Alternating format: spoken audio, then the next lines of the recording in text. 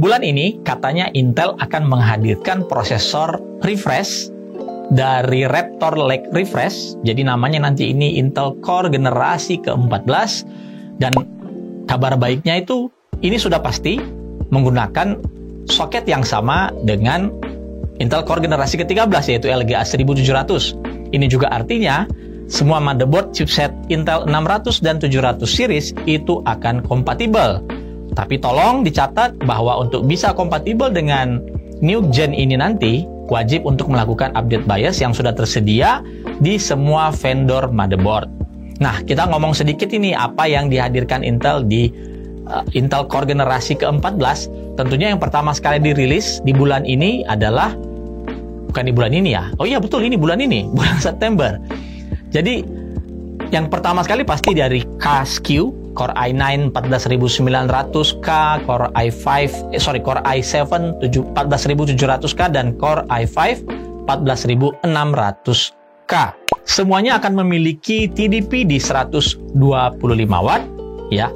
Yang paling unik dari spesifikasi yang saya lihat itu ada di Core i7 14700 ya, karena dia memiliki core lebih banyak dibandingkan generasi sebelumnya, yaitu ada penambahan pada efisien core menjadi 4 ya, ditambahkan 4 efisien core-nya. Dan ini akan sangat menarik melihat performanya nanti mungkin akan beda tipis dengan Core i9 generasi sebelumnya, atau bisa juga nanti dia akan lebih jauh berbeda performa multi-core-nya dibandingkan yang seri Core i5.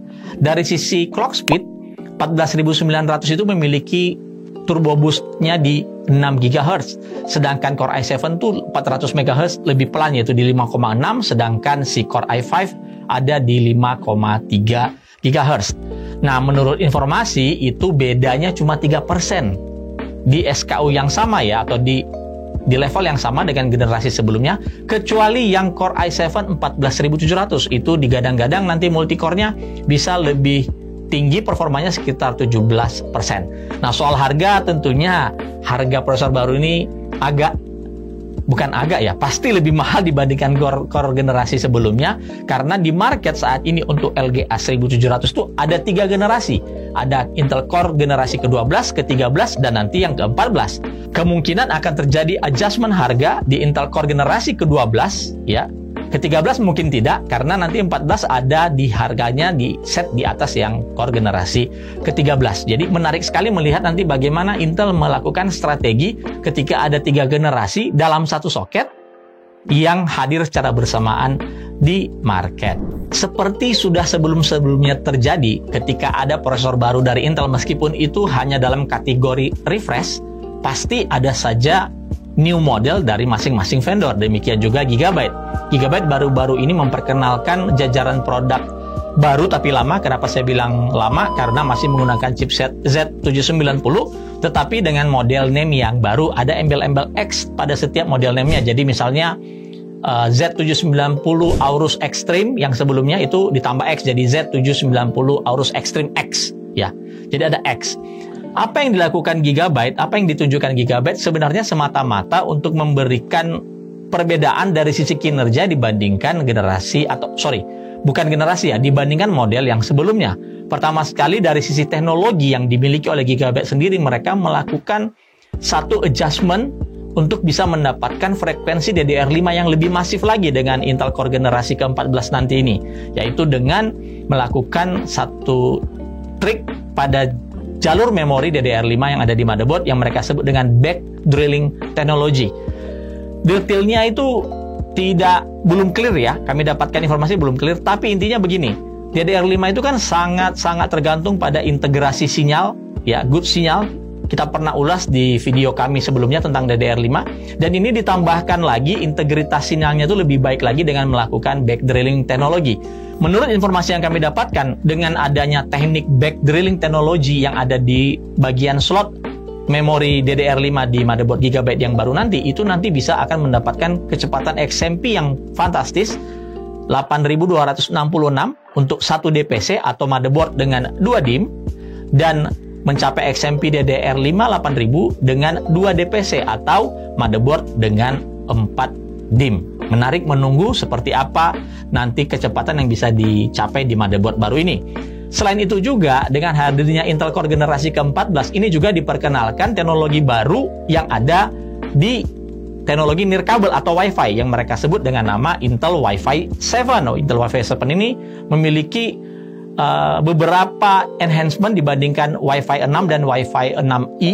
Kami tampilkan tabelnya berikut ini. Intinya itu dia bisa berjalan pada atau bisa tapping di tiga frekuensi yang berbeda secara simultan, tidak seperti sebelumnya harus memilih frekuensinya yang mana, dan dia memiliki jalur yang lebih besar lagi dari 160 MHz yang ada di generasi Wi-Fi 6 dan Wi-Fi 6E menjadi 320 MHz di Wi-Fi 7. Dari AMD, kita sudah tahu bahwa AMD sudah merilis 2 GPU terbarunya, RDNA 3 di kelas mainstream dengan RX 7800 XT dan RX 7700 XT. Dua GPU ini akan head-to-head dengan seri GeForce RTX 4070 dan RTX 4060 Ti.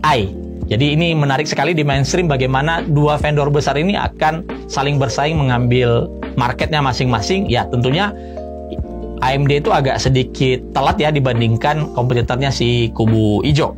Secara spesifikasi kita melihat hal yang cukup menonjol adalah ya selain dari adanya RDNA 3 ya di kelas mainstream, yang menonjol adalah konsumsi dayanya itu naik 13 dan 15 watt dibandingkan generasi sebelumnya. Dan tentunya ini juga membutuhkan requirement power supply yang lebih besar. Kalau dulu itu 6700 atau 6800 itu membutuhkan power supply requirement-nya di 650 watt. Sekarang sudah membutuhkan power supply dengan wattage di 700 watt. Tentunya ini adalah rating yang sudah diuji oleh AMD dengan menggunakan standarisasi prosesor tertinggi desktop yang ada saat ini, yaitu Ryzen 9 7950X. Tentunya kalian bisa adjust kapasitas wattnya sesuai dengan jenis prosesor yang kalian pakai dan apa saja yang ada dalam PC kalian ya. Tetapi sekali lagi, requirement dari AMD itu ada di 700 watt untuk RDNA 3 yang baru ini.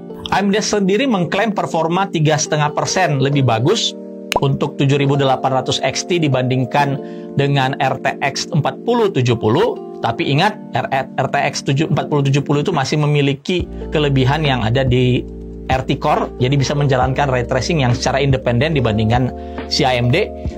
Jadi kalau kita bilang secara umum dari sisi raster itu AMD sedikit lebih cepat dibandingkan si Nvidia. Bahkan di beberapa title ada mencatat 2 digit di atas 10% performanya. Sekali lagi ini adalah klaim daripada si AMD sendiri. Kalau kita lihat di RX 7700 XT ketika dibandingkan dengan RTX 4060 ini agak lebih besar lagi gap yang terjadi. Gap ataupun performanya itu diklaim mencapai angka 12% di beberapa title, bahkan ya di beberapa title yang lain lagi nanti akan jauh lebih tinggi lagi. Kedua GPU baru ini sebenarnya diidealkan untuk bermain game di 1440p ya, bukan berarti tidak bisa di 1080p. Tentunya 1080p juga bisa, hanya secara head to head market gaming yang diambil adalah para gamer yang bermain game AAA di resolusi 1440p. Di market saat ini AMD itu masih menjual 6000 series dengan cukup, kalau saya nilai secara pribadi ya cukup oke ya. 6600, 6700 itu saat ini mungkin salah satu 2 GPU yang menjadi primadona di kelas mainstream. Menarik nanti melihat kehadiran 7700 XT, 7800 XT ini apakah bisa menambah kuantitas penjualan AMD ketika harganya itu semoga harganya cukup kompetitif dibandingkan pesaingan, dan tentu saja harganya juga akan mempertimbangkan generasi yang ada sebelumnya. Kalau generasi sebelumnya gapnya itu lebih jauh, ya otomatis orang akan lebih cenderung dengan 6600 atau 6700 series. Nah, karena ada GPU baru dari AMD, seperti biasa Gigabyte pasti juga merilis. Ada 2 model yang kami lihat ada di websitenya saat ini, yaitu RX 7700 XT dan 7800 XT dari seri Gaming OC. Nah, kalau kita ngomong soal penampakan dibandingkan atau tampilan dibandingkan generasi sebelumnya, saya bisa bilang ini sama aja. Kita menggunakan 3 fan yang mereka sebut dengan WindForce, kemudian RGB-nya masih pakai RGB yang sama, ada metal backplate di belakang, ya. Yang berbeda adalah mungkin dimensi dari heatsink pendinginnya itu mungkin sedikit lebih simple, lebih ringkas dibandingkan generasi sebelumnya, di mana itu tebal sekali ya. Selain dari itu, kami tidak melihat ada sesuatu yang lebih menarik dari sisi penampilan. Ya, tentunya kartu grafis dari Gaming OC ini dilengkapi dengan dual BIOS, ada BIOS default dan ada BIOS overclock-nya. Dan tentunya untuk heatsink sendiri itu mereka menggunakan heatsink berbahan tembaga dan dengan kombinasi heat pipe yang cukup besar, dan heat pipe kalau nggak salah ada 5 heat pipe kalau saya nggak salah melihat sekilas gambarnya. Kami belum terima barangnya, kami masih menunggu, semoga dalam waktu dekat kedua produk dari Gigabyte ini sudah bisa hadir. AMD juga menginformasikan mereka akan menghadirkan satu teknologi Fidelity FX Super Resolution. Ya, ini FSR 3. Ada embel-embel fluid motion di dalam FSR 3 ini. Nah, menarik sekali bagaimana melihat FSR 3 ini akan head to head dengan DLSS 3 dari kompetitornya, bahkan ada DLSS 3.5 ya sekarang ya. Uniknya FSR 3.0 ini tidak membatasi penggunaan dari GPU, bahkan GPU kompetitor pun disupport. Ya meskipun AMD mensyaratkan bahwa minimum requirement untuk bisa menikmati performa ya frame gain ya, kita bisa bilang peningkatan frame per second ya, melalui optimasi sana sini itu, ini bisa dinikmati dengan minimum kartu grafis dari RX 5000 series. FSR 3 ini juga bisa mendukung kompetitornya, yaitu seri RTX ya. Bahkan untuk konsol juga akan ada. Dan menurut kami, dan menurut informasi juga kami dapatkan, kemungkinan GPU dari Intel, yaitu Intel Arc juga sudah mendukung FSR 3 ini nantinya. Tinggal kita lihat seperti apa para developer game itu akan mengenable fitur ini dalam game-game mereka melalui patch atau update. Yang kami tahu saat ini, apa yang AMD lakukan adalah mereka mencoba bekerja sama dengan para developer terkenal. Kita nanti akan melihat banyak game-game populer AAA yang akan mengadopsi teknologi ini. Karena otomatis dengan adanya teknologi yang bisa menaikkan frame per second saat bermain, artinya game ini akan lebih banyak dimainkan oleh customer meskipun menggunakan kartu grafis yang sedikit tidak up to date dengan saat ini ya. Berbeda dengan DLSS 3.5 ya, kalau dulu DLSS 3 itu hanya didukung di RTX 40 series, sangat selektif. Nah, di DLSS 3.5 itu sudah bisa mendukung semua RTX loh katanya. Jadi tidak tertutup pada 40 series saja. Jadi 20 series, RTX 30 series, dan RTX 40 series juga nanti akan sudah mendukung DLSS 3.5. Jadi Nvidia sedikit agak longgar ya. Dan yang kami catat, DLSS 3.5 ini hanya optimum untuk game-game yang menggunakan ray tracing. Jadi optimasi FPS-nya itu nanti akan terjadi pada saat melakukan rendering yang membutuhkan ray. Yang mengagumkan dari apa yang didemokan AMD kemarin adalah bagaimana sebuah game 4 second resolusi 4K native dari 30-an FPS itu bisa melejit di angka di atas 100 FPS hanya dengan mengaktifkan FSR 3.0 ini. Jadi ini satu peningkatan frame yang sangat drastis sekali, dan kalau ini nanti bisa benar-benar di-enable pada semua game, pada sebagian besar game populer, saya rasa AMD akan bisa mengambil market dan kembali bisa menaruh satu kepercayaan dari para gamers. Meskipun harus dicatat, AMD harus memperbaiki problem yang bertahun-tahun mereka alami dengan driver mereka sendiri. Kita melihat sekarang kubu dua GPU besar ini tuh bersaingnya bukan dari sisi hardware ya, menawarkan teknologi-teknologi GPU terbaru, tetapi optimalisasi yang terjadi yang sering kita namakan dengan frame gain. Ini menarik ya, bagaimana kita sudah, mungkin teman-teman menggunakan beberapa GPU dari kedua brand ini sudah setahun, 2 tahun, atau bahkan 3 tahun, tetapi performanya itu kita lihat semakin hari, seiring adanya teknologi yang mereka tawarkan, baik itu FSR maupun DLSS, itu memberikan performa yang lebih pada kartu grafis yang kalian pakai. Tetapi ini juga sekaligus menimbulkan pertanyaan bagi saya pribadi, apakah ke depannya ada alasan orang untuk membeli kartu grafis yang baru ketika dia bermain 60-an FPS sebelumnya 1-2 tahun yang lalu, kemudian dengan mengadopsi FSR atau DLSS 3.5, FPS-nya bisa meningkat 2 kali lipat, dan dia tidak membutuhkan kartu grafis baru saat ini. Ini juga nanti akan menjadi dilema loh, kalau menurut saya ke depan, dari sisi bisnis penjualan GPU, baik itu dari AMD maupun Nvidia. Kita nggak tahu apa yang terjadi dengan Intel Arc sih saat ini, apa yang akan mereka lakukan. Ya, kita nggak ngomong Intel Arc, kita ngomong yang dua ini saja. Kemudian dengan mereka semakin banyak mendekati para developer game, ini akan terjadi negosiasi yang alot di mana yang akan dioptimalisasi oleh para developer game. Dan ini tidak gampang ya bagi developer game untuk mengenable sebuah teknologi dari kedua kubu. Tentunya ada pesan-pesan sponsor yang nanti akan muncul pada title-title game yang populer ya. Itu akan sangat drastis, dan kedepannya pertandingannya atau pertarungannya adalah menunjukkan di game A siapa yang lebih optimal, di game B siapa yang akan lebih optimal ya.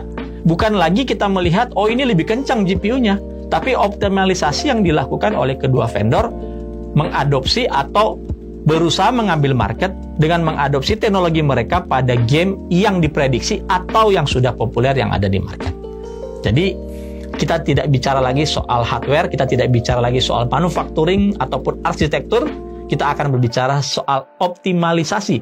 Dan ini bisa masih terus berkembang ke depan. Kita tidak tahu ke depan mereka akan melakukan optimasi seperti apa ke depannya. Itu saja yang bisa kami sharing mengenai berita teknologi di bulan September ini. Sampai bertemu di video-video My Club ID berikutnya.